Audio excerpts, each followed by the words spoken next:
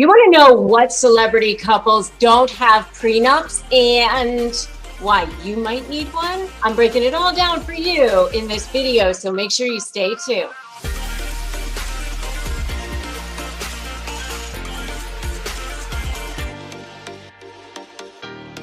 Hi, I'm Rebecca Zung, and I'm an attorney, and I am an author, and I am a narcissist negotiation expert. That's what I do.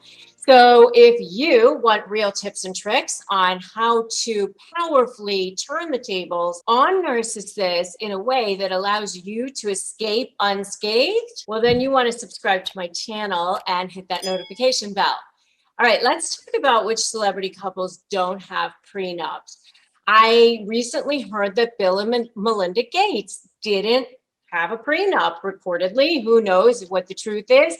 But apparently it was in her pleadings that there was no prenuptial agreement, which is very interesting. And if you want to know more about their divorce, go check out my video on the Gates divorce and what she's getting and what she may not be getting versus, whether there's a prenup or not a prenup. I break it all down there. I also heard that Meghan and Harry don't have a prenup. Apparently, when they got married in 2018, it definitely you would think that there would be a huge prenup, like a tome, right? Like thousands of pages, but apparently it's not common for members of the royal family to have prenuptial agreements. According to some of the BBC reports, they're saying that it's much more common in the United States. They're not necessarily enforceable in the UK. So I guess they don't have a prenup either, at least according to the reports that I've heard. The other couple that I've heard that doesn't have a prenup is Seth Rogen and his wife, Lauren Miller. I mean, he got married at the height of his career. He had lots and lots of movie success. He proposed to his longtime girlfriend, Lauren Miller, in 2016. And he was just saying that, they're not going to do that, that's not a thing for them. So that's totally fine. I mean, apparently he told Stern that his business manager told him to get a prenup. And he told Howard Stern that marriage can be expensive. And if I lose millions, it'll be the best millions I've ever spent. So he didn't really necessarily care. But why would you need one? And why does it matter that some of these couples don't have one? And that is because if you keep assets separate and apart and you don't commingle them and you don't touch them, you don't do anything with them, you don't even participate in how they're invested or directing them in any way, shape, or form, and especially if they're tied up in trusts that are irrevocable and things like that, then more than likely there's no way that there's ever going to be a claim by the other spouse on them.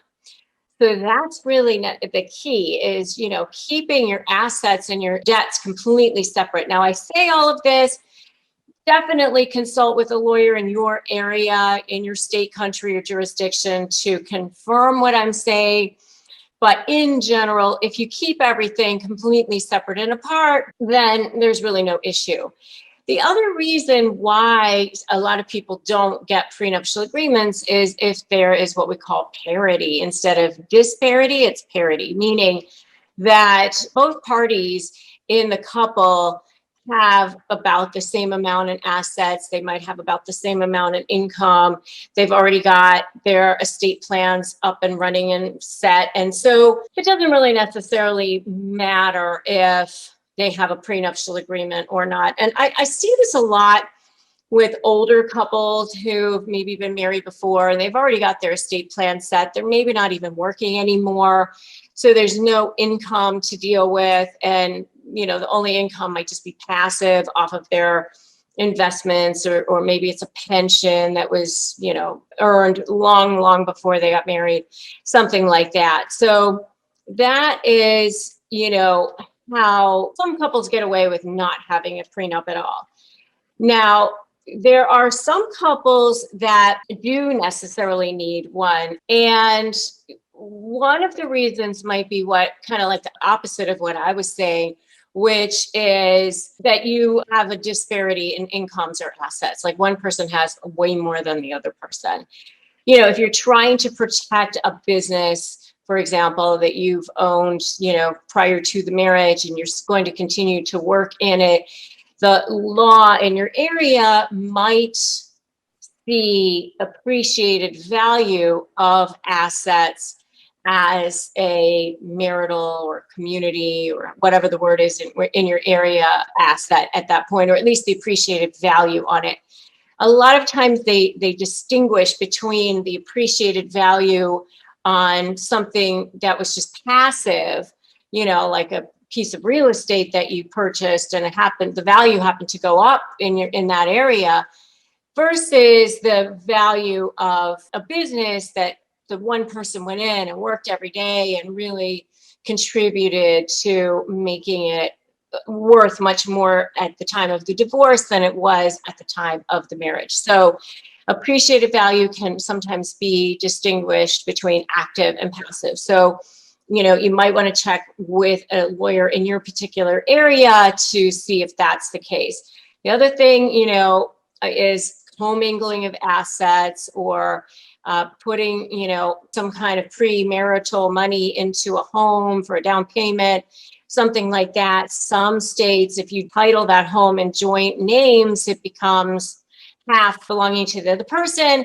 In some areas, you can actually carve out that down payment, but you know, that's like can get really messy no matter who you are. You might also need a prenuptial agreement with regard to alimony, because alimony is something that is dictated by your state, country, or jurisdiction. It's often dictated by the length of the marriage, the health of the parties. There's a disparity in incomes and assets, whether one party decided to forego a career in order to raise children, you know, the education level, all that sort of thing. There's a lot of things that go into the calculation of spousal support. Some areas have guidelines as well, which makes it sometimes a little bit easier to figure out.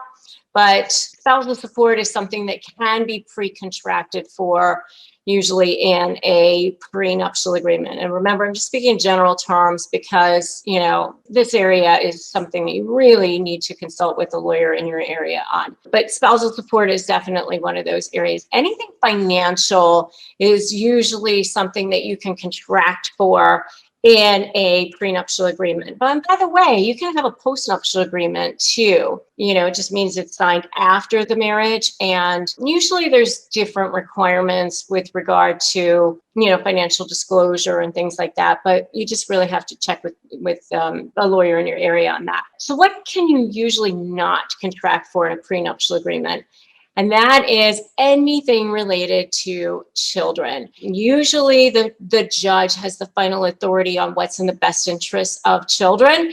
And so you can't say, oh, if we have children in the future, that this will be the parenting plan or something like that, because it may not be what ends up being in the best interest of the children at that time based on what's going on between the parties. One party might be, you know, have a substance abuse issue, or maybe one party works all the time, you know, travels a lot. I mean, it just really depends. And so that's something that you cannot usually pre-contract for. But they're really great for protecting yourself. And if you are so ready to protect yourself, give me a protect myself in the comments below. And give me your thoughts on whether or not these celebrities should be having prenups or not have prenups, or whether you think you need one or not. I'd love to see your comments below. And if you like this video, give it a like, give it a share, and drop me a comment. And make sure that you subscribe if you haven't already. Subscribe to this channel and hit that notification bell. And feel free to join my free private Facebook group, Narcissist Negotiators with Rebecca Zung. And also feel free to grab my free Crush My Negotiation Prep Worksheet. It's 15 pages. It's basically an ebook and it's free at winmynegotiation.com. Just go there and grab it and it's all yours. And thank you so much for stopping by. I will see you in the next video. Remember, today is a great day to start negotiating your best life.